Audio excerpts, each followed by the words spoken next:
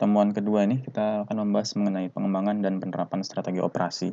Jadi, kita sudah mengenal bahwasanya di iklim industri itu kita mengenal ada strategi perusahaan atau corporate strategy, ya. Kemudian ada strategi bisnis atau business strategy. Nah, seringkali orang mencampur adukan antara corporate strategy dan business strategy, but it's actually sebenarnya itu memiliki perbedaan yang mendasar. Nah, perbedaannya ada di hierarkinya. Jadi, apabila strategi perusahaan, dia itu lebih bersifat umum. Itu artinya apa? Contoh di sini, kita lihat ada Walt Disney. Ya. Walt Disney dengan berbagai produknya. Nah, Walt Disney, dia mendefinisikan dalam bisnisnya, itu mengatakan bahwasanya perusahaan Walt Disney itu merupakan perusahaan yang bergerak dalam bisnis membuat orang bahagia. Nah, itu. Jadi, bisnisnya Walt Disney itu bergerak di bidang apa gitu. Jadi bergerak di bidang untuk membuat orang bahagia gitu. Lantas bagaimana cara membuat orang bahagia gitu.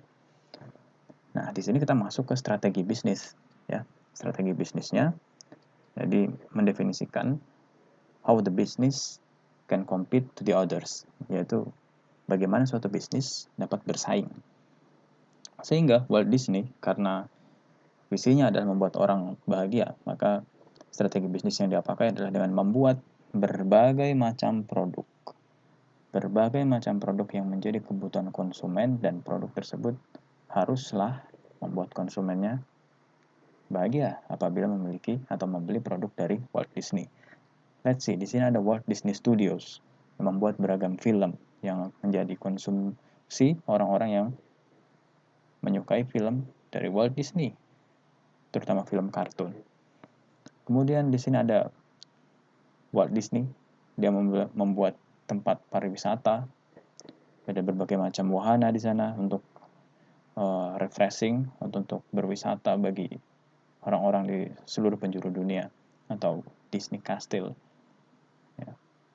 Kemudian ada satu lagi produk yang merupakan produk dari Walt Disney, bisa kaos, kemudian ada botol, gelas, dan lain sebagainya. Nah, produk-produk yang dihasilkan oleh Walt Disney ini merupakan turunan dari strategi perusahaannya. Jadi, produk-produk ini merupakan strategi bisnis dari Walt Disney. Tetapi, strategi perusahaannya, dia sudah menentukan bahwa bisnisnya itu adalah bisnis membuat orang bahagia. Ya. Jadi, perusahaan Walt Disney adalah perusahaan yang bergerak dalam bisnis membuat orang bahagia. Oke, saya rasa cukup jelas ya antara strategi perusahaan atau corporate strategy dan strategi bisnis. Ini pengertian secara umum supaya mudah dipahami. Oke. Nah, sekarang kita masuk ke strategi operasi. Karena kita membahas mengenai manajemen produksi dan operasi, sekarang saya mau bahas dulu mengenai strategi operasi. Jadi suatu perusahaan, semua perusahaan bahkan itu berkeinginan untuk memiliki keunggulan kompetitif dari pesaingnya. Tentu keunggulan kompetitif itu akan berlangsung maksimal apabila komponen-komponen yang ada dalam perusahaan tersebut bergerak secara dinamis dan secara terpadu gitu ya, untuk melaksanakan suatu kegiatan operasi. Nah, seperti kita singgung di pertemuan awal bahwasanya kegiatan operasi adalah kegiatan mengubah nilai suatu barang mentah menjadi suatu produk yang bernilai sehingga produk tersebut dapat memberikan manfaat kepada konsumen dan mendatangkan keuntungan untuk perusahaan. Nah, untuk mencapai keunggulan kompetitif, suatu perusahaan itu dapat mengembangkan strategi operasi sebagai suatu bagian terpadu. Jadi tidak hanya strategi bisnis maupun strategi perusahaan saja yang digembur-gemburkan gitu.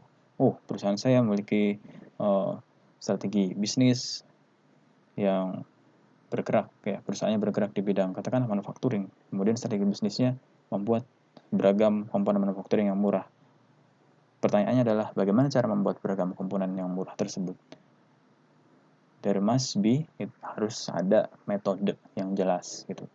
Jadi itulah kenapa strategi operasi diperlukan untuk menyokong dari strategi bisnis dan strategi perusahaan. Dan ketiganya ini merupakan suatu bagian yang terpadu. Nah, di sini saya ilustrasikan seperti ini, perusahaan memiliki strategi operasi dan strategi operasi tersebut menyokong strategi perusahaan dan strategi bisnisnya. Strategi perusahaan baik, strategi bisnis oke, kegiatan operasinya tidak termanage dengan baik, maka nonsense, tidak akan berjalan dengan baik. Nah, di sini strategi operasi kita perhatikan ada beberapa elemen penting ya. Untuk apa elemen tersebut?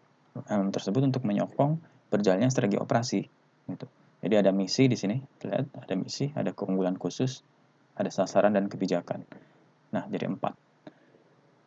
Orang teknik bergerak di mana? Nanti orang teknik ya itu akan sangat berperan ya dalam menentukan atau melaksanakan lebih tepatnya melaksanakan kebijakan yang dibentuk dalam strategi operasi. Dan kebijakan itu dibentuk dari apa? Kebijakan dibentuk dari bentuk evaluasi kegiatan operasi. Jadi kalau Anda ingat di pertemuan pertama ada feedback di sana. Ya, ada feedback dari segala sumber daya yang kita butuhkan untuk membuat suatu produk. Nah, feedback tersebut akan digunakan untuk mengevaluasi kebijakan yang dibuat oleh manajer operasi. Oke. Nah, sekarang saya mau ulas lebih lanjut mengenai misi tadi. Misi operasi itu lebih tepatnya itu menjelaskan mengenai manfaat fungsi operasi dalam hubungannya dengan strategi bisnis dan strategi operasi. Contoh, suatu manajer produksi suatu perusahaan manufaktur menghendaki agar kegiatan operasi di bidangnya dia, di bawahnya dia, itu memiliki keunggulan pada pengenalan produk baru. Nah, jika yang diinginkan adalah keunggulan pada pengenalan produk baru, maka kita akan memikirkan bagaimana langkah supaya produk baru tersebut dapat lebih cepat dikenal oleh konsumen. Itu mungkin bisa menggunakan strategi promosi dan kaitannya dengan bidang lain, yaitu marketing ya. Marketing, kemudian dari sisi salesnya mungkin ada pendekatan yang berbeda, bisa melalui direct selling, kemudian bisa juga melalui online selling atau toko online dan lain sebagainya. Ada banyak, dan ini lebih cenderung ke sisi contoh ini lebih cenderung ke sisi manajemen dari ekonomi gitu. Kemudian apa contohnya jika misi operasinya itu yang berhubungan dengan kegiatan manufacturing. Misalkan kita mau membuat suatu produk untuk produk ke 370 katakanlah. Kita menginginkan harganya itu ada di harga 25.000 harga jualnya. Nah, itu adalah misi ya, misi operasi. Jadi menghasilkan produk akhir dengan harga jual 25.000. Bagaimana caranya? Nah, nanti itu akan kita ulas lagi metodenya. Jadi kita bisa menghitung apa yang namanya learning curve ya. Jadi kurva belajar. Jadi semakin banyak produk ya yang dibuat, maka harganya bisa semakin murah. Bagaimana bisa seperti itu? Nah, kita akan bahas itu lebih lanjut ya. Jadi ikuti kuliah ini terus, jadi simak terus. Oke, itu mengenai misi. Jadi misi operasi itu merupakan statement agar suatu kegiatan operasi memiliki keunggulan pada suatu bidang-bidang tertentu atau suatu aspek dalam produk yang ditonjolkan. Itu misi. Kemudian keunggulan khusus. Ya. Keunggulan khusus itu dapat dinilai dari beberapa kategori. Yang pertama, misal dari harga, kemudian dari mutu, kemudian dari delivery service dan fleksibilitas ya. Artinya produk tersebut memiliki fleksibilitas, katakanlah fitur ya. Fitur tersebut dapat digunakan oleh konsumen di kelas-kelas yang lebih luas. Misalkan contohnya keunggulan dari harga terendah ya lebih murah, harganya lebih terjangkau, maka lebih banyak yang beli. But harga rendah biasanya diiringi dengan mutu yang juga lebih rendah. Ya, apalagi khususnya produk manufaktur, khususnya produk teknologi, komponen ya itu nggak bisa dihindari. Kalau komponennya mahal, ya jelas akan menghasilkan produk yang lebih bagus gitu. Tapi di sana ada strategi khusus mungkin yang bisa dijadikan, katakanlah branding ya, itu akan mempengaruhi juga harga. Jadi kita nggak perlu bersaing di harga rendah, jadi tetap jual aja di harga mahal. Contohnya seperti Lamborghini, ya, dia stay di harga dan konsumen yang berbeda dengan Toyota gitu. Nah, itu tetap laku kok, produknya tetap laku. Nah, that's why pentingnya strategi bisnis.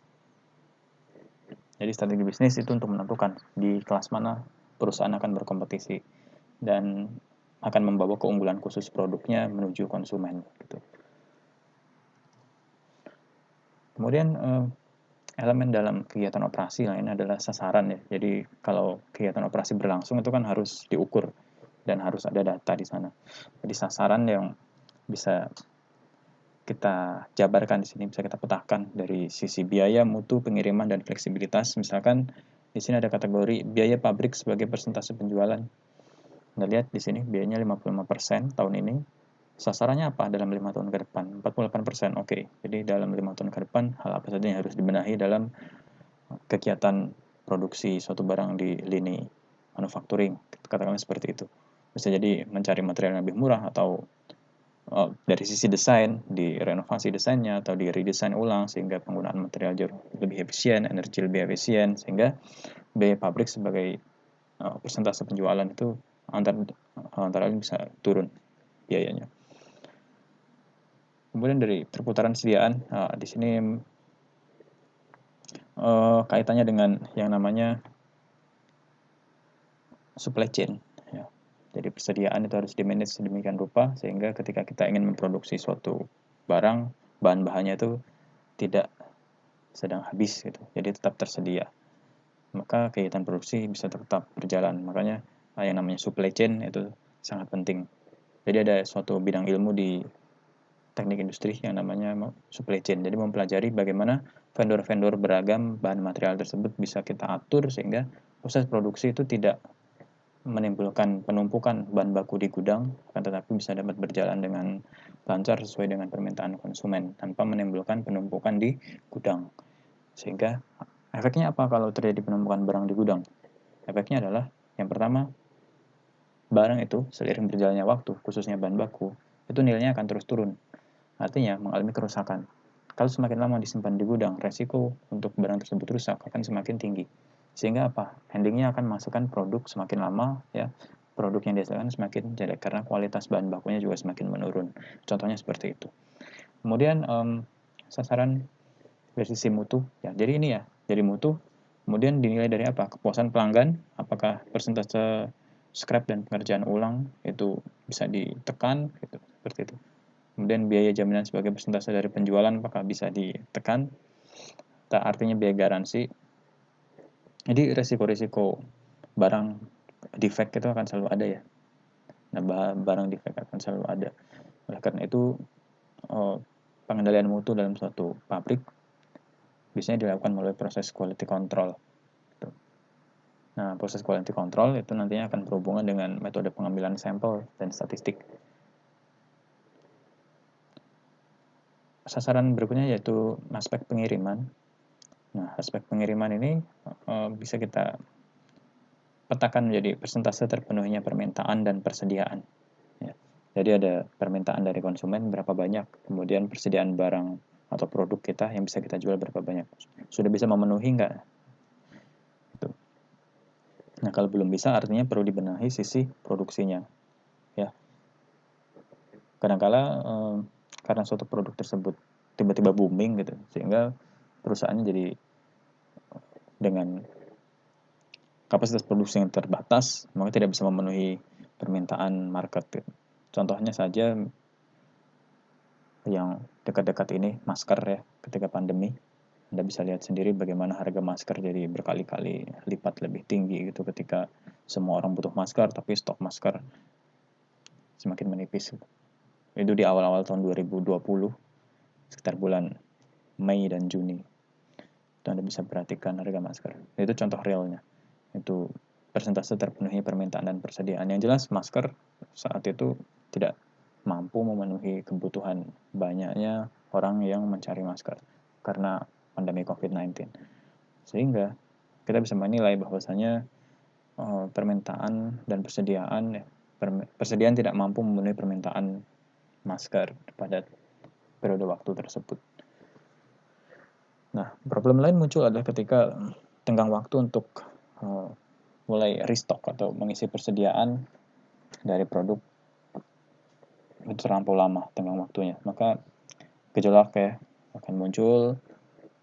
Ya, harga yang jelas, yang terpengaruh jelas harganya akan semakin naik yang jelas. Orang akan cenderung untuk keep the stock gitu ya, untuk menyimpan barangnya, kemudian akan menunggu momen ketika harga dirasa sudah cukup untuk mendatangkan profit yang maksimal, maka dia akan jual. Sebenarnya itu permainan pedagang aja sih. Oke, kemudian dari fleksibilitas, kita bisa lihat dari jumlah bulan untuk memperkenalkan produk baru sampai ke konsumen, ya, artinya promosi sehingga barang tersebut sampai konsumen. Itu semakin dia rendah akan semakin bagus ya, artinya barang lebih cepat terserap gitu. Kemudian jumlah bulan untuk mengubah kapasitas hingga 20%, artinya improvement ketika terjadi suatu permintaan mendadak gitu, terjadi kenaikan permintaan, maka perusahaan tetap bisa memenuhinya. Nah, hal ini contohnya pernah terjadi pada perusahaan Tesla ya, perusahaan mobil. Jadi pada suatu waktu permintaan terhadap Tesla naik drastis karena booming ya Tesla dan teknologinya. Teknologi autopilot booming, kemudian pabriknya tidak mampu memenuhi kebutuhan dalam waktu itu gitu. Jadi sesuai perhitungan, pabrik yang ada membutuhkan waktu paling tidak 2 bulan harus memproduksi permintaan dari pelanggan, sehingga dengan kondisi tersebut si Elon Musk itu membangun shelter tambahan di dalam pabrik Tesla. Jadi halaman parkir dari pabriknya itu digunakan untuk lini produksi. Jadi mereka menggunakan ya semacam tenda, tapi bukan tenda ya ibaratnya. Ya kita katakanlah tenda lah, macam tenda itu. Jadi di sana dibuat lini perakitan baru. Ya, tujuannya untuk meningkatkan kapasitas produksi barang. Nah, ini adalah lebih ke soft ya, artinya hal yang terkait dengan kebijakan itu akan menentukan kinerja ya sebetulnya. Jadi kita sebagai orang teknik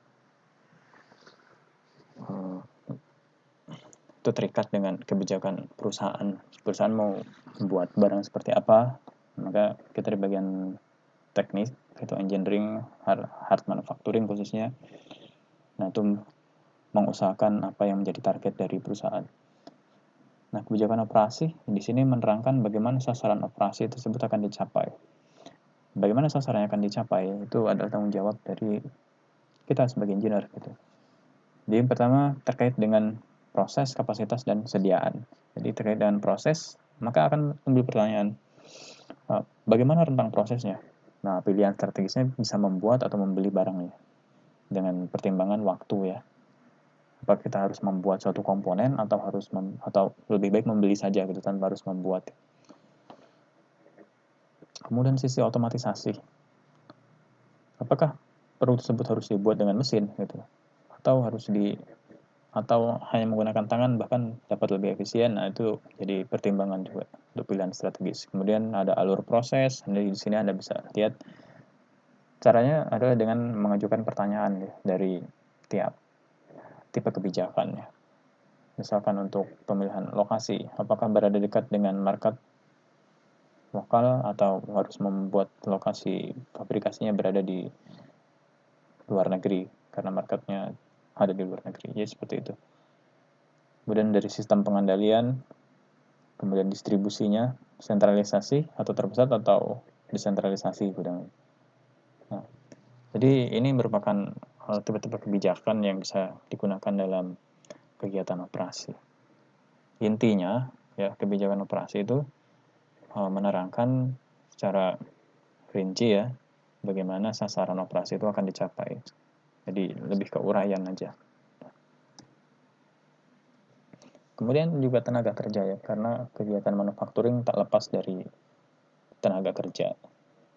Nah, tenaga kerja itu bidang kebijakannya itu mencakup tentang spesialisasi pekerjaannya, kemudian pengawasan dan sistem upahnya seperti apa. Apakah sistem upahnya di outsourcing atau sistem upahnya mengikuti UMR, atau undang-undang, nah seperti itu.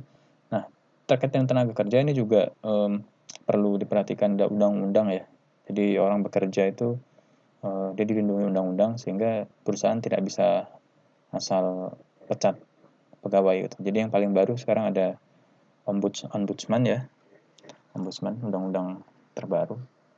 Nah, di situ menerangkan dan mengatur bagaimana etiket hubungan antara perusahaan dan pekerja atau buruh gitu.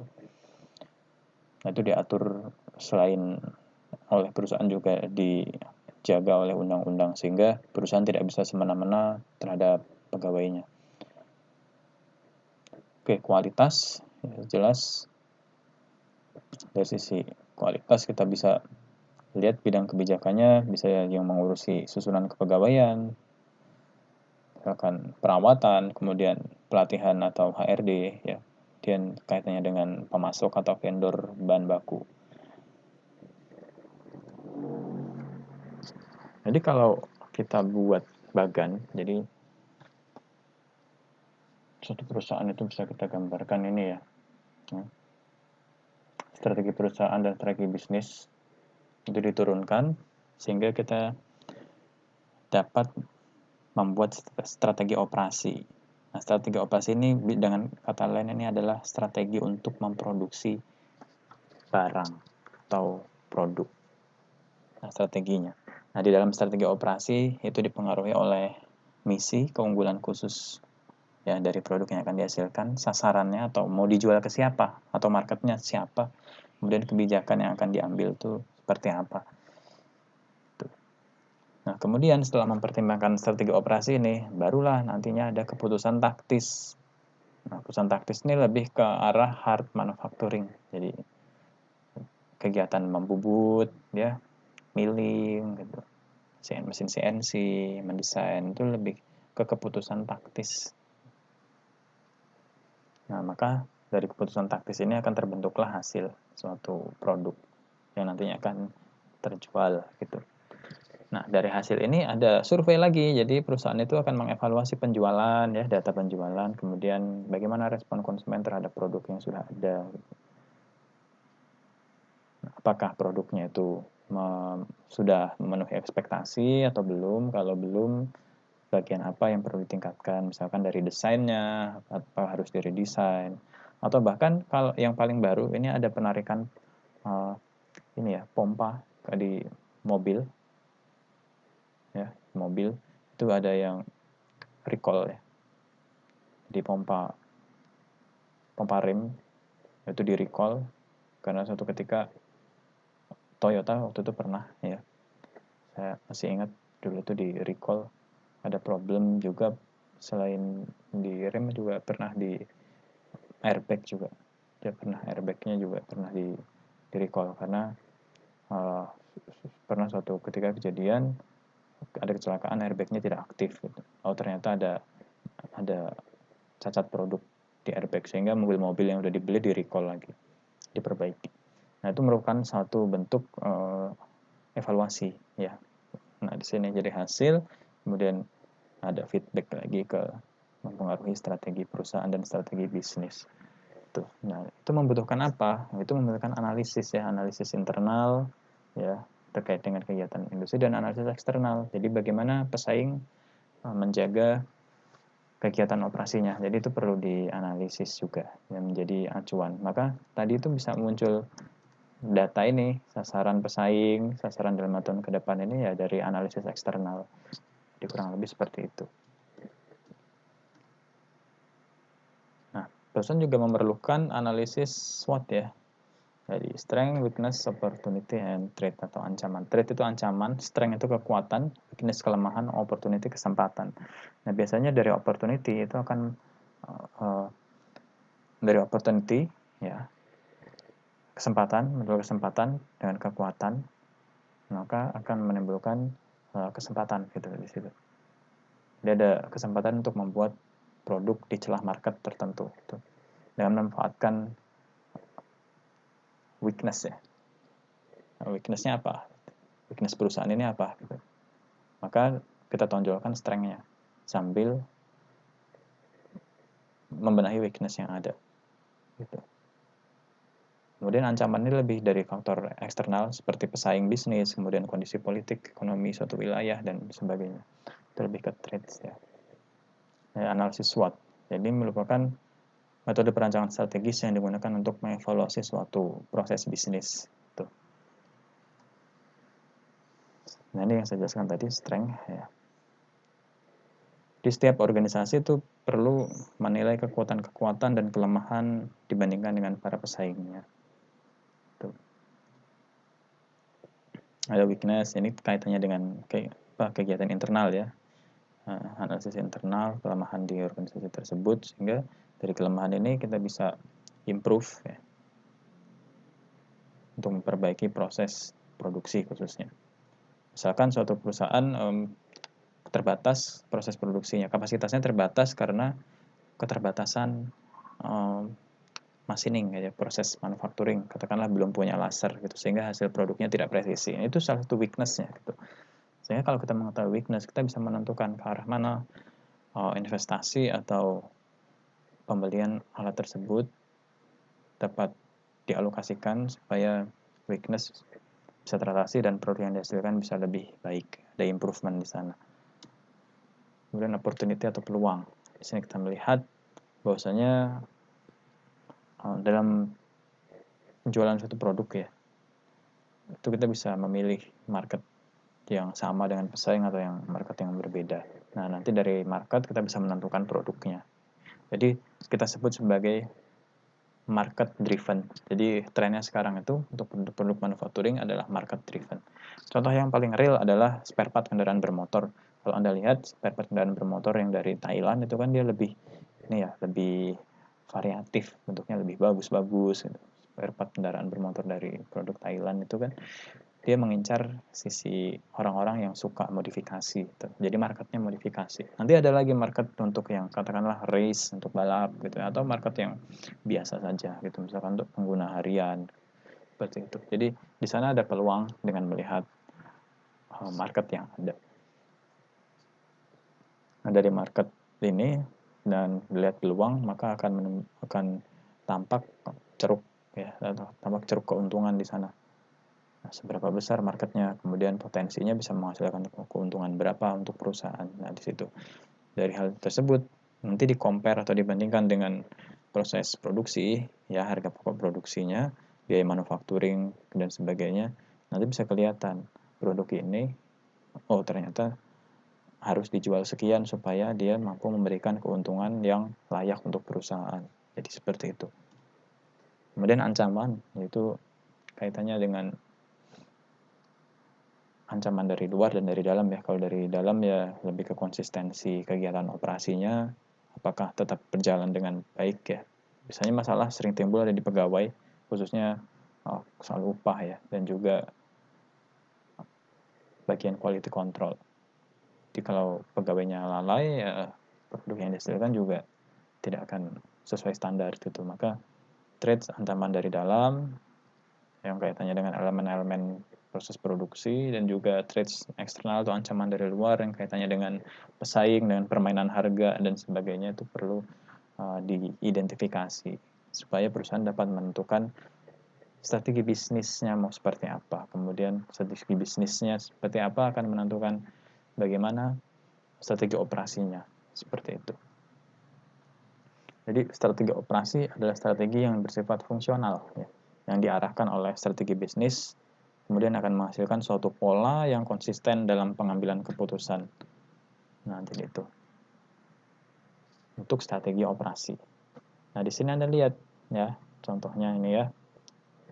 Ini adalah manufacturing suatu proses yang bisa kita manufacturing suatu produk, bisa kita gambarkan dengan elemennya. Pertama material mentah, kemudian ada proses machining, ya ada penggunaan pahat, kemudian penggunaan energi dan katakan energi listrik ya, atau power, kemudian ada upah gitu di sini. Ini semua ini terlibat dalam suatu proses manufacturing. Nah, apa yang dihasilkan dari input starting material atau material mentah ini? Yang dihasilkan adalah produk jadi atau produk yang akan dijual ya, produk jadi, dan hasil sampingannya adalah sisanya, yaitu scrap ya, atau waste, limbahnya.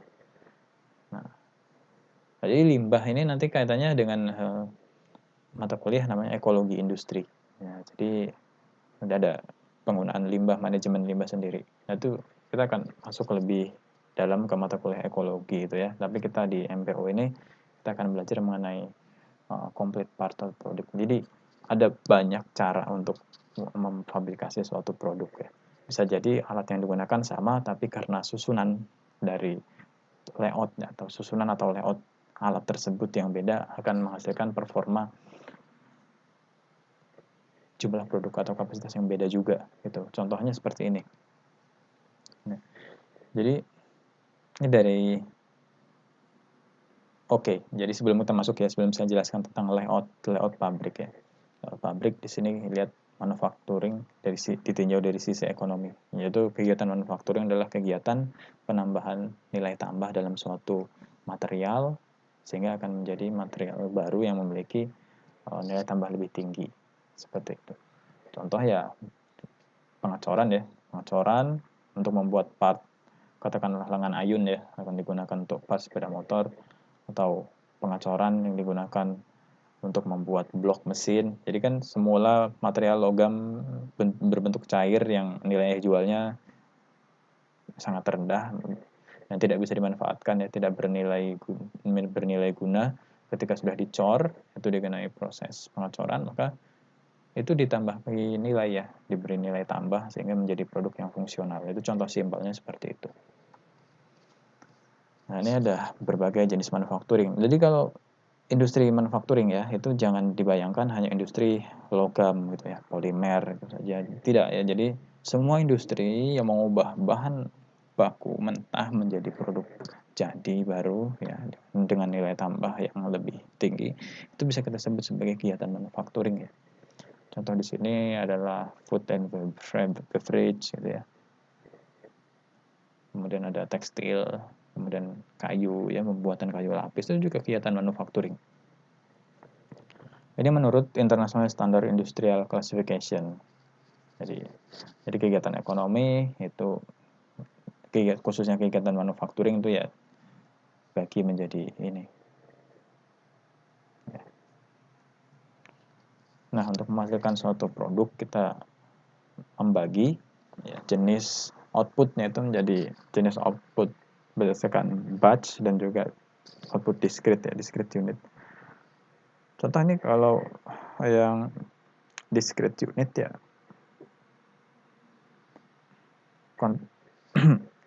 sorry, ini Anda lihat ya, jadi ada proses industries, discrete industries ya, discrete manufacturing industry. Lihat nih, ada input jenisnya continue ya, proses industri. Jadi produksinya berlangsung continue. Ini contohnya nih produk-produk air minum ya, ini continuous production, outputnya continue. Kemudian ada inputnya yang discrete gitu.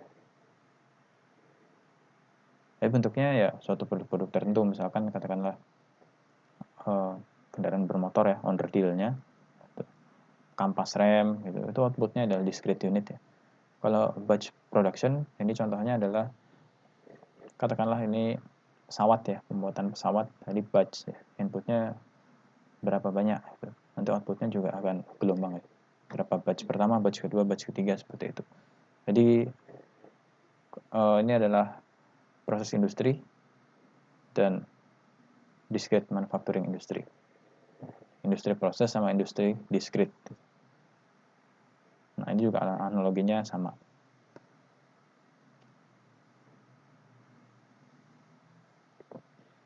Tapi kalau Anda perhatikan ini discrete manufacturing industry, ini sini inputnya discrete unit, di sini inputnya batch. Nah, ini bedanya. Jadi ini inputnya batch, ini outputnya juga batch gitu, walaupun dia industri discrete.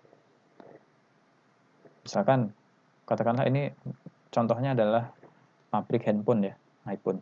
Jadi batch pertama ya, kuartal pertama tahun ini katakanlah Apple mengeluarkan iPhone 13 misalnya. Nah, batch pertama keluar iPhone 13. Nanti masuk ke kuartal berikutnya ya, misalkan ada produk lagi, misalnya produk lain, jadi batch ke berapa gitu. Nanti outputnya juga berdasarkan batch gitu. Kalau discrete unit enggak, dia dalam 1 tahun itu udah outputnya udah discrete unit sama semua udah. Tuh. Tapi bukan continue ya. Kalau continue kan bulky, modelnya tuh kayak industri ini loh, air minum gitu.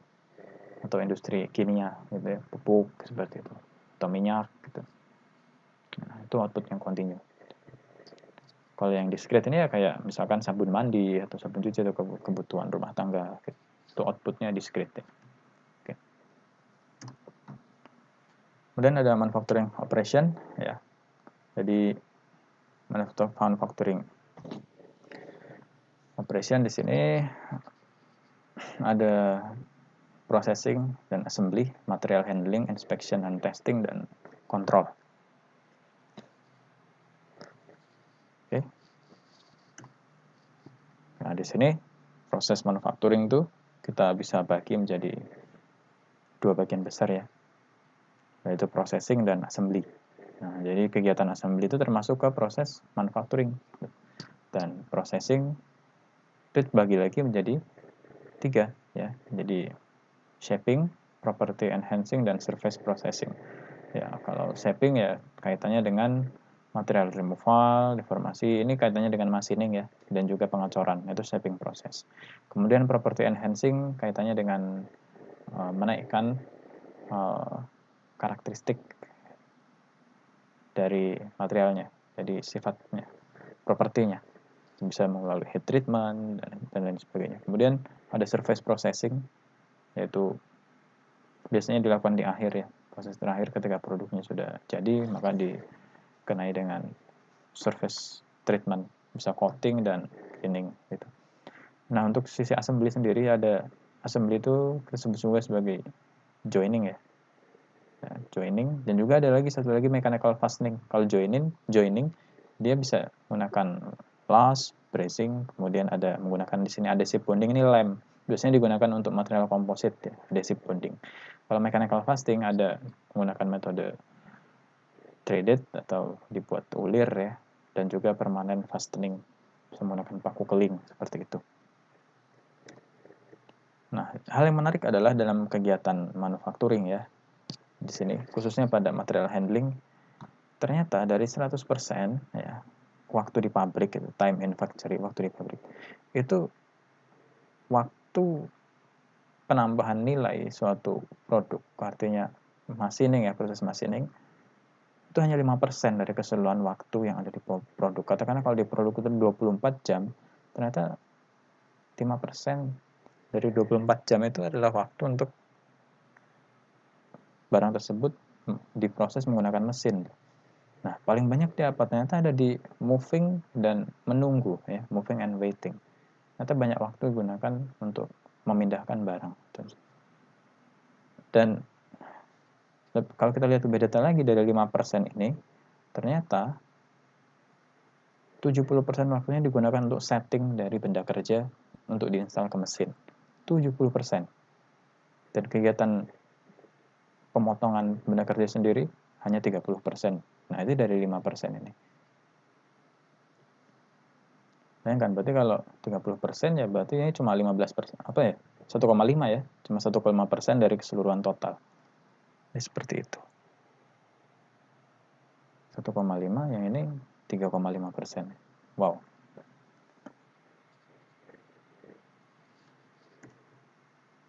Nah, ini jadi fasilitas produksi itu bisa kita bedakan ya. Jadi akan dilihat di sini tipe produk yang dibuat, kemudian jumlah produksinya, kemudian varietas atau variasi dari produknya.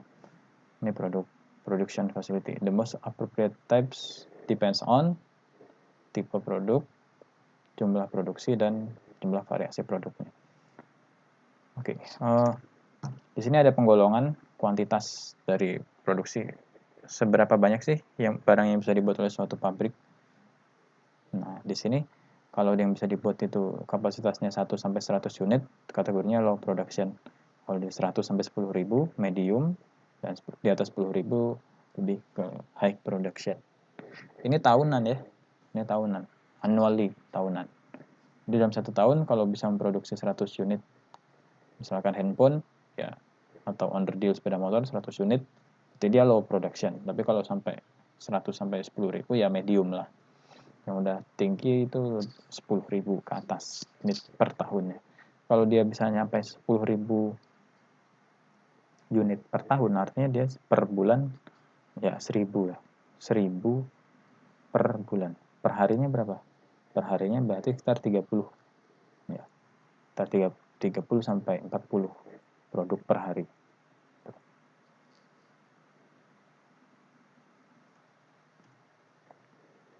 Nah, ini varietas produk. Ini Anda bisa, ya cukup jelas ya, saya cepatkan saja. Nah, ini kalau kita buat grafik tadi dari produk variasi produk ya, jenis-jenis produknya dan jumlah produknya. Nah, di sini low, medium, high ya. Semakin tinggi varietas produknya, tapi quantity produknya makin kecil ya, industri kan makin kecil ya, 1 sampai 100. Ini masuk ke kategori low. Biasanya kalau yang low ini dia memang kuantitinya sedikit tapi variasi produknya yang dihasilkan banyak. Ini banyak yang terjadi di bengkel-bengkel las ya. Nah, jadi membuat beragam peralatan teknologi tepat guna tapi kuantitas produksinya per tahun memang sedikit gitu. Kalau yang pabrik besar, ya pabrik besar itu lebih gini. Jadi barang yang dihasilkan itu lebih homogen ya. Jadi varietas produknya itu lebih sedikit tapi kuantitas produknya lebih banyak. Nah, ini contohnya tadi job shop ya. Nah, bengkel-bengkel las seperti itu job shop ya. Nah, ini contohnya. Nah, jadi pabrik-pabrik tersebut, nah itu bisa memiliki layout, namanya layout pabrik. Nah, pertama adalah jenis layout pabrik. Apa sih layout pabrik? Layout pabrik itu adalah susunan yang menggambarkan posisi dari mesin-mesin yang digunakan dalam suatu pabrik. Simpelnya seperti itu. Nah, di sini ada jenis yang pertama fixed position layout. Nah, kalau produknya adalah produk yang memiliki ukuran sangat besar, susah untuk dipindahkan seperti kapal ya. Galangan kapal itu kalau Anda lihat itu kan yang bergerak adalah pekerjanya. Barangnya tetap gitu ya. Yang bergerak itu komponen-komponennya. Pasang sana, pasang sini gitu. Itu namanya fixed layout, fixed position layout. Ada satunya proses layout. Nah, proses layout ini digolongkan berdasarkan prosesnya. Anda lihat di sini. Di sini ada workstation ya, terdiri dari berbagai macam mesin. Di sini ada pekerja. Nah, mesin-mesin yang sejenis fungsinya, dia dikelompokkan. Dikelompokkan. Nah, ini namanya proses layout. Jadi barang ketika mau dibuat, nanti misalkan urutan mesinnya dari mesinnya ini, kotak ini biru, kemudian ke yang lingkaran, kemudian persegi panjang, kemudian persegi yang lebih kecil ini. Nah, itu proses layout ini dikelompokkan ya, berdasarkan fungsinya. Berdasarkan fungsi dari mesinnya. Itu proses layout. Ada juga satu lagi ya. Namanya cellular layout. Nah, jadi satu orang itu ada seperangkat unit mesin, bisa 2 sampai 5 mesin deh. Nah, itu dihandle satu orang. Jadi workflow-nya seperti ini, jadi seluler. Nah, tapi di sini Anda lihat, di sini contohnya. Di sini ada mesin. Ini adalah satu sel. Ini satu sel. Jadi ada 5 orang dalam satu sel gitu. Nah, workflow ini ada barang raw material masuk, dihandle oleh 5 orang ini dengan mesin masing-masing, maka menghasilkan produk. Nah, ini jenis layout cellular layout. Tuh. Kalau yang tipikalnya ini ya, manufaktur suatu produk, yang jenis proses layout itu bisa digunakan untuk produk yang banyak ya. Ada juga satu lagi produk layout ya. Produk layout itu urutan penyusunannya berdasarkan cara produk tersebut dibuat. Jadi ini banyak digunakan contohnya di perusahaan tekstil ya, untuk membuat kaos ya. Jadi pertama dipotong dulu kainnya, kemudian masuk ke mesin jahit pertama, kemudian masuk ke mesin obras, masuk lagi ke mesin pemasang mungkin label, kemudian dan lain sebagainya. Jadi disusun berdasarkan urutan prosesnya. Jadi ya, urutan proses untuk membuat produk mesin ini. Jadi produk layout. Jadi sekali jalan ini produk ini udah di handle, nah itu secara strike ya. yang dikerjakan dari A, B, C, D, E ini. Nah, ini bedanya dengan proses layout. Kalau proses layout, dia dikelompokkan berdasarkan jenis mesinnya. Kalau produk layout, dia diurutkan berdasarkan cara produk tersebut dibuat. Gitu. Misalnya, dibubut dulu, habis itu di milling, habis itu di drilling, habis itu di las, habis itu di surface finish, katakan. Nah, seperti itu. Jadi, satu unit gitu, produk layout. Nah, ini kategorinya tersebut, ya, kategori-kategori tersebut biasanya bisa kita buat satu kurva. Jadi sini ada varietas produk dan jumlah produksi. Nah, biasanya kalau job shop dia fixed position layout. Nah, biasanya fixed position layout ini job shop. Nah, kalau batch production dan cellular manufacturing biasanya dia pakai proses layout gitu. Nah, selain fixed position layout, di job shop itu juga bisa diaplikasikan proses layout. Nah, di sini Anda lihat untuk mass production lagi ya. Sini dia pakai produk layout ya. Jadi yang paling tinggi performanya itu untuk membuat suatu produk yang dengan variasi sedikit itu ya produk layout. Jadi susunan mesinnya diatur berdasarkan urutan untuk membuat produk itu. Makanya hasilnya bisa banyak sekali produksinya. Tuh. Oke, jadi demikian materi penjelasan untuk pertemuan kedua ini ya, materi kedua ini semoga bermanfaat. Yaitu tentang pengembangan dan penerapan strategi operasi. Oke, selamat belajar dan sampai jumpa di bahasan kita berikutnya.